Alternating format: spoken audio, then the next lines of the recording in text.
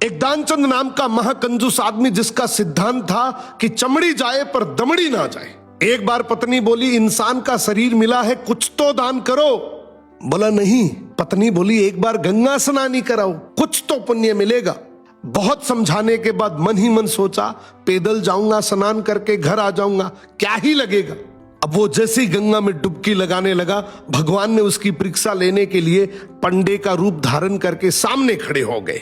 वो जैसे ही बाहर निकला, भगवान बोले, जजमान की जय हो। उसने बोला, भाई तुम कौन हो? बोले, हम पंडा हैं, बड़े संतोषी ब्राह्मण हैं, वैसे तो कभी कभी आते हैं, तुम्हारे जैसा भी कभी कभी आता है, साल साल भर का खाना दे जाता है। दानचंद बोला, साल भर का? मैं तो नहीं दे सकता। बोले, महीने का ही दे दो।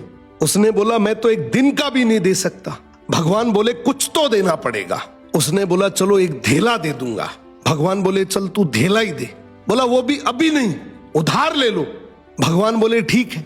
अब कुछ दिन बाद भगवान वही पंडे का रूप लेके उसके दरवाजे पे आ गए।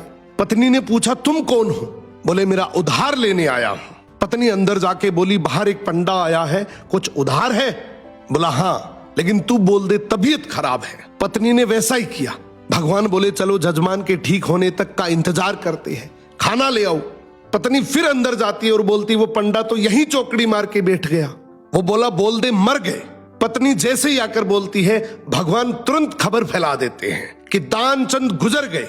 अब धीरे धीरे लोग इकट्ठे हुए, उसे बांध कर ले जाने लगे। पत्नी बोली, अरे मरे नहीं है। लोग बोले, ये तुम्हारा मोह है। अब भगवान ने भी हार मान ली कि ये मर जाएगा लेकिन कुछ देगा नहीं। भगवान ने अर्थी रुकवाई और बोले, जजमान के कान में कुछ कहना चाहता हूं। भगवान बोले, अरे दानचंद आंखें खोल, मैं भगवान हूं। उसने सोचा, अरे ये तो स्वयं भगवान है। उसने आंखें खोली, सामने वही पंडा। देखकर आंखें फिर बंद कर ली। भगवान बोले, अरे भाई मांग ले, तू क्या मांगता है? तेरे से कुछ मांगने नहीं आया हूं।